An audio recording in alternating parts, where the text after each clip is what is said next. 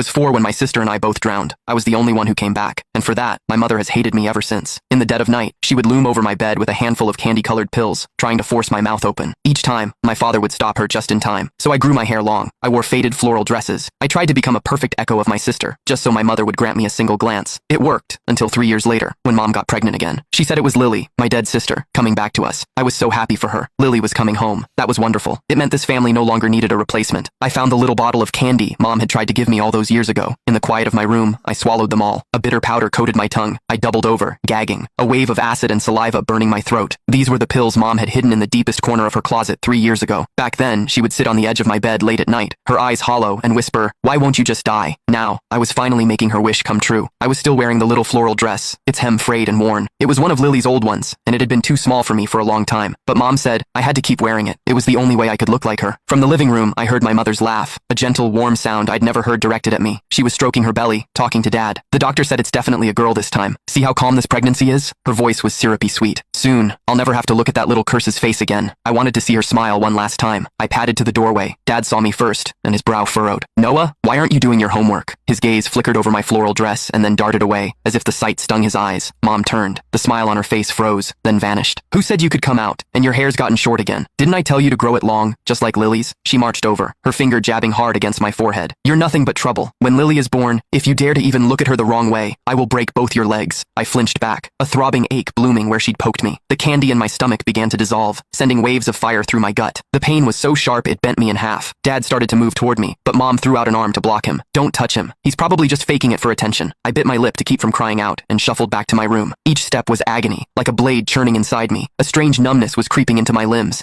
and my hand trembled as I gripped the doorframe. I collapsed onto my bed, my body beginning to twitch uncontrollably. The door creaked open. It was Dad, holding a glass of warm water. He set it on my nightstand and hesitated for a long moment. "Noah," he finally said, "your mother, she's not herself with the pregnancy. Try not to take it to heart." I tried to shake my head but could only manage a weak groan. His face began to blur, splitting into two. Dad sighed, a heavy, defeated sound. He just pulled the blanket over me. "Get some sleep. You'll feel better tomorrow." He closed the door on his way out, plunging the room into silence. I reached under my pillow and pulled out the old rag doll. It had been Lily's favorite. The fabric was worn smooth and shiny from my constant care. Mom said it was Lily's, and I had to protect it. The last time a kid at school tried to take it, I fought tooth and nail, letting him beat me until I got it back. My vision grew hazy, a dark fog creeping in from the edges. I hugged the doll tight against my chest and closed my eyes. "Mom, Lily's coming back. You won't have to suffer looking at this replacement anymore. It's better this way." Slowly, the pain faded away. I felt weightless, like a dandelion seed caught on the wind, floating gently toward the ceiling.